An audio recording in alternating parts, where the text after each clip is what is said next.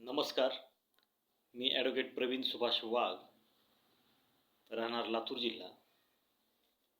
आज आपण मित्रांनो जुना फौजदारी प्रक्रिया संहिता म्हणजेच CRPC आणि नवीन भारतीय नागरिक सुरक्षा संहिता म्हणजेच BNSS यामध्ये नवीन कायद्यामध्ये जे काही बदल झालेले आहेत आणि जुन्या कायद्यामध्ये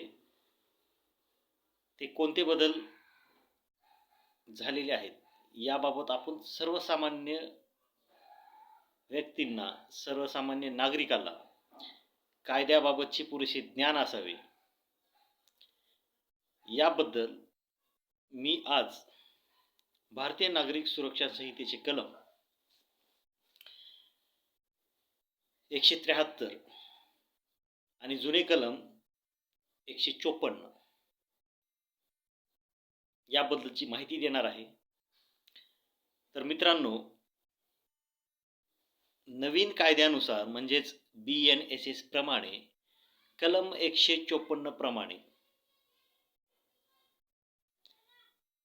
एखादा व्यक्ती त्याची दखलपात्र स्वरूपाची तक्रार घेऊन पोलीस स्टेशनला जातो, मीन्स अ कॉग्निजेबल ऑफेन्स.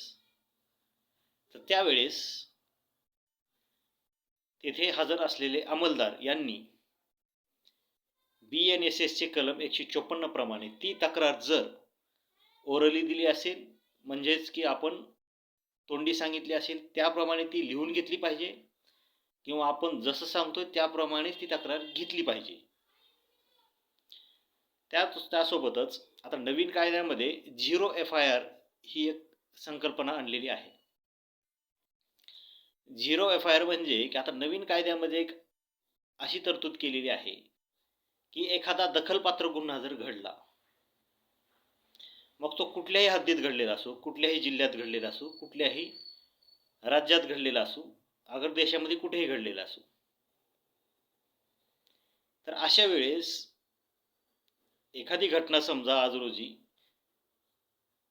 ती पुणे येथे घडलेली आहे आणि तुम्ही त्या दखलपात्र घटनेची तक्रार तुम्ही लातूर येथे देत आहात, तर त्यावेळेस नवीन कायद्यातील बदलाप्रमाणे संबंधित पोलीस स्टेशनला तुमची तक्रार घेणं हे अनिवार्य करण्यात आलेले आहे, म्हणजेच ते बंधनकारक आहे. त्यामध्ये स्पष्टपणे सांगण्यात आलेलं आहे, every information relating to the cognizable offence irrespective area where the offence is committed. म्हणजे याचा सरळ अर्थ असा आहे की एखादा दखलपात्र गुन्हा जर घडलेला असेल, तर त्यावेळेस तो गुन्हा कुठं घडला, कोणत्या ठिकाणी घडला, हे निरर्थक आहे, इररिस्पेक्टिव्ह आहे. तर अशा वेळेस संबंधित पोलीस स्टेशनला तुमच्या बाबत जी काही दखलपात्र स्वरूपाची घटना घडलेली आहे त्याची तक्रार म्हणजेच FIR, फर्स्ट इन्फॉर्मेशन रिपोर्ट, हे नोंद करणे अनिवार्य करण्यात आलेले आहे. त्यावेळेस सामान्य नागरिकांना संबंधित तुम्ही जिथं तक्रार देता तिथले पोलीस असं म्हणू शकत नाहीत की हा गुन्हा आमच्या हद्दीत घडलेला नाही, तुम्ही ज्या हद्दीत तुमचा गुन्हा घडलेला आहे त्याच हद्दीत जाऊन तुम्ही ती तक्रार द्या, असं आता येथून पुढे कलम 154 BNSS प्रमाणे म्हणता येणार नाही. त्याचसोबत BNSS चे कलम उपकलम 2 मध्ये सदरचे दखलपात्र गुन्ह्यासंबंधीची माहिती ही आपण इलेक्ट्रॉनिक माध्यमांद्वारे देखील देऊ शकतो. म्हणजे तुम्ही एखाद्या दखलपात्र गुन्ह्याची तक्रार तुम्ही मेलद्वारे, तुमच्या मोबाईलद्वारे अथवा इतर कोणत्याही इलेक्ट्रॉनिक उपकरणाद्वारे देखील तुम्ही तुमच्या बाबत घडलेल्या घटनेची तक्रार तुम्ही देऊ शकता. आणि त्याबाबतची तक्रार संबंधित पोलीस स्टेशनला नाकारता येणार नाही. त्यांना ती इलेक्ट्रॉनिक मोडद्वारे जरी तुम्ही दिली असेल तक्रार, तर ते घेणं त्यांना बंधनकारक आहे आणि ती तक्रार घ्यावीच लागेल.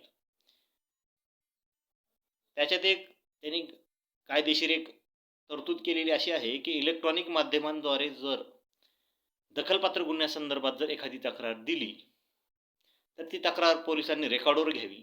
त्यांच्या अभिलेखावर जे काही शासकीय नियम असतील त्याप्रमाणे ते त्यांच्या अभिलेखावर नोंद करावी आणि ज्या व्यक्तीने ती माहिती दिलेली आहे त्या व्यक्तीची 3 दिवसामध्ये त्या इलेक्ट्रॉनिक माध्यमाद्वारे जी काही तक्रार दिलेली त्यावरती सही घ्यावी आणि पुढील तपास करावा अशी तरतूद केलेली आहे. तर 2 बदल झालेले आहेत नवीन कायद्यानुसार. 173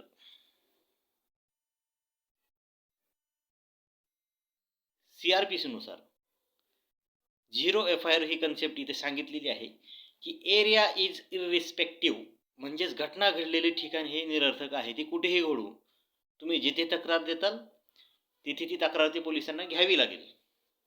दुसरा बदल असा केलेला आहे की ती तक्रार तुम्ही इलेक्ट्रॉनिक माध्यमांद्वारे देखील देऊ शकतात.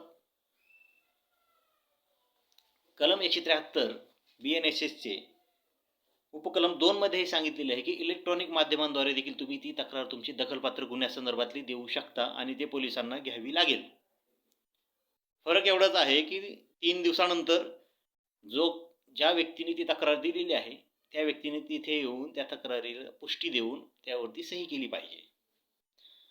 तर जुना 154 CRPC आणि नवीन 173 BNSS यातील सब क्लॉज 1 म्हणजे उपकलम 1 मध्ये हा बदल आहे की 0 FIR कन्सेप्ट ही पूर्वी नव्हती, आता ती कायद्यात रूपांतरित झालेली आहे.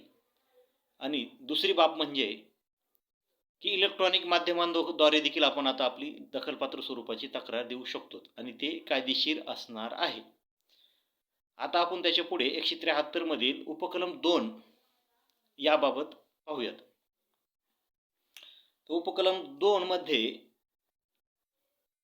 जर एखादी दखलपात्र घटना किंवा गुन्हा हा महिलांसंदर्भात घडलेला असेल तर अशा वेळेस संबंधित पोलीस स्टेशनमधील महिला अधिकाऱ्यांनी शक्यतो त्या महिला पीडित व्यक्तीची ही तक्रार महिला पोलीस अधिकाऱ्यांनीच घ्यायला हवी असं पण कायद्यात स्पष्टपणे नमूद आहे.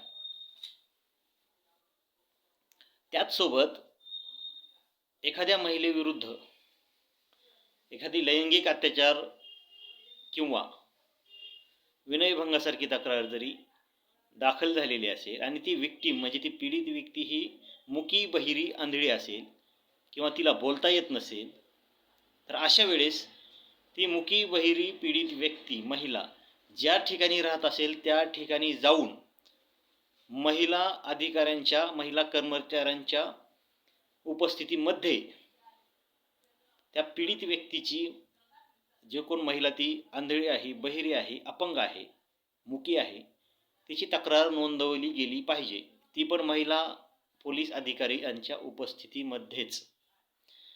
त्यासोबतच पोलिसांनी त्यावेळेस दुभाषक म्हणजे की इंटरप्रिटर एखाद्या बहिऱ्या मुख्या व्यक्तींचे ते हावभाव ओळखू शकतील किंवा ते काय म्हणत असतील हे सांगण्यासाठी समजून घेण्यासाठी इंटरप्रिटर दुभाषकाची मदत घेऊन अशा पीडित महिलेची जी की आंधळी आहे, बहिरी आहे, मुकी आहे तिची तक्रार ही नोंदवली पाहिजे. त्याचसोबत कलम 173 उपकलम 3 मध्ये आणखीन एक नवीन कन्सेप्ट आणलेली आहे. जरी तुमचा गुन्हा हा दखलपात्र स्वरूपाचा असला तरी तो गुन्हा जर 7 वर्षे शिक्षा पैकी असला आणि 7 वर्षापेक्षा शिक्षा कमी असलेला गुन्हा असेल तर अशा गुन्ह्यामध्ये संबंधित तपास अधिकारी हा पोलीस उपअधीक्षक दर्जापेक्षा कमी नसलेल्या अधिकाऱ्याची पूर्व परवानगी घेऊन अशा गुन्ह्यामध्ये ते प्राथमिक चौकशी करू शकतात, म्हणजेच की प्रिलिमिनरी इन्क्वायरी जे की ललिता कुमारी वर्सेस स्टेट ऑफ बेंगॉल या केसमध्ये सांगितलेली आहे. तर अशा केसेसमध्ये पोलिसांना प्राथमिक चौकशी करण्याचे अधिकार या कायद्याने दिलेले आहेत. पण ती चौकशी कशासाठी करायची आहे तर ती चौकशी एवढ्यासाठीच करायची आहे की त्या चौकशीमध्ये दखलपात्र स्वरूपाचा गुन्हा दिसून येतोय का पोलिसांनी एवढं पाहायचं आहे. तर 173 उपकलम 3 BNSS याबद्दल पण आपल्याला माहिती मिळाली. तर यामध्येच कलम 173 उपकलम 4 जी की आपण CRPC मध्ये यापूर्वी 154(3) असं संबोधित होतो. म्हणजेच 173(4) प्रमाणे जर एखाद्या पोलीस स्टेशनमध्ये तुमची दखलपात्र स्वरूपाची तक्रार असताना सुद्धा ती तक्रार जर त्यांनी घेण्यास नकार दिला तर तुम्ही 173 उपकलम 4 BNSS प्रमाणे तुम्ही सदरची तक्रार ही वरिष्ठ कार्यालयाला म्हणजेच पोलीस अधीक्षक कार्यालयाला तुम्ही बाय पोस्ट किंवा स्वतः ती देऊन त्याबाबतची तक्रार वरिष्ठ कार्यालयाला करू शकतात आणि त्याबाबत गुन्हा नोंद करण्यात यावा म्हणून अर्ज करू शकतात. अशा वेळी स्वतः पोलीस उपअधीक्षक प्रकरणाची परिस्थिती पाहता ते स्वतः सुद्धा तपास करू शकतात किंवा संबंधित पोलीस स्टेशनला ते तसे आदेश सुद्धा देऊ शकतात की अशा प्रकरणामध्ये गुन्हा नोंद करावा. तर मित्रांनो, एक लक्षात ठेवायचे, कुठल्याही पोलीस स्टेशनला तुम्ही तुमची दखलपात्र तक्रार घेऊन गेलात तर पहिलं पाहायचं की तुमची जी तक्रार आहे तुम्ही ती स्वतः लेखी द्यायची आहे. पोलीस स्टेशनमध्ये बराच वेळेस असा प्रकार होतो की तुमची घेऊन गेलेली तक्रार ती घेतली जात नाही आणि त्यांच्या सांगण्याप्रमाणे ते रेकॉर्ड करतात. तर तसं करायचं नाही. तुमची जी काही तक्रार आहे ती तुम्ही लेखी द्यायची किंवा तुमच्या सांगण्याप्रमाणे त्यांनी घेतली पाहिजे. तसं होत नसेल तर 173 उपकलम 4 BNSS प्रमाणे तुमची जी लेखी तक्रार आहे ती तुम्ही SP ऑफिसला कळवली पाहिजे. किंवा बऱ्याच वेळेस असे प्रकार होतात की तुमची गंभीर स्वरूपाची तक्रार असताना सुद्धा किरकोळ स्वरूपात ती तक्रार लिहिली जाते आणि NC सारखे म्हणजे अदखलपात्र स्वरूपासारखे गुन्हे नोंद केले जातात आणि तुमची तक्रार तिथं संपवली जाते. तरी सुद्धा NC सारखे ऑफेन्स किंवा अदखलपात्र स्वरूपासारखे गुन्हे जरी नोंद करण्यात आले तरी पण तुम्ही जी काही तुमची फॅक्ट होती ती जशाच तशी तुम्ही SP ऑफिसला पाठवू शकता आणि जो काही इतर गुन्हा जो नोंद केलेला आहे तो कशा पद्धतीनं चुकीच्या पद्धतीनं केलेला आहे, दखलपात्र स्वरूपाचा गुन्हा असताना सुद्धा अदखलपात्र स्वरूपाचा कशा प्रकारे केलेला आहे याबाबत तुम्ही SP ऑफिसला म्हणजेच पोलीस अधीक्षक कार्यालयात कळवू शकता. परंतु मित्रांनो, अशी तक्रार देत असताना आपण एक लक्षात ठेवायचं आहे की पोलीस स्टेशनला ज्यावेळेस आपण अशी तक्रार द्यायला जात असाल त्यावेळेस आपण आपल्या तक्रारीची रिसिव्ड घ्यायला विसरायचं नाही, म्हणजे त्या अर्जाची पोहोच घ्यायची. त्यानंतर तुम्हाला संबंधित पोलिसांविरोधात आणि संबंधित तुमच्या विरुद्ध जे आरोपी आहेत त्यांच्या विरोधात सुद्धा कायद्यानुसार कोर्टातून तुम्हाला या सर्वांविरुद्ध गुन्हा नोंद करण्यासाठी जे काही कायदेशीर अडचणी येणार आहेत त्या येणार नाहीत आणि तुम्ही कोर्टाकडून आदेश घेऊन सुद्धा अशा आरोपींविरुद्ध, अशा अधिकाऱ्यांविरुद्ध, अशा कर्मचाऱ्यांविरुद्ध सुद्धा तुम्ही गुन्हा नोंद करू शकता आणि तुम्हाला स्वतःला तुम्ही न्याय मिळवून देऊ शकता. त्यामुळे एक लक्षात ठेवायचे, 173 BNSS चे नवीन कलम आहे. त्या कलमाप्रमाणे घटना कुठेही घडू द्या, अख्ख्या भारतात कुठेही घडू द्या, अख्ख्या महाराष्ट्रात कुठेही घडू द्या, जिथल्या पोलीस स्टेशनला तुम्ही तक्रार देताल तिथं 0 FIR प्रमाणे तक्रार घेऊन ते संबंधित जिथं घटना घडलेली आहे त्या ठिकाणी ते वर्ग करतील.